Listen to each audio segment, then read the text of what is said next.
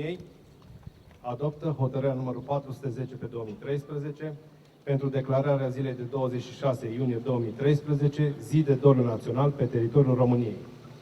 În memoria victimelor gravului accident rutier din Muntenegru, în temeiul articolului 108 din Constituția României Republicată și al articolului 6 din legea 75 pe 1994, privind arborarea drapelului României, intonarea imnului național și folosirea sigiliilor cu stema României de către autoritățile și instituțiile publice, Guvernul României adoptă prezenta hotărâre. Articolul 1.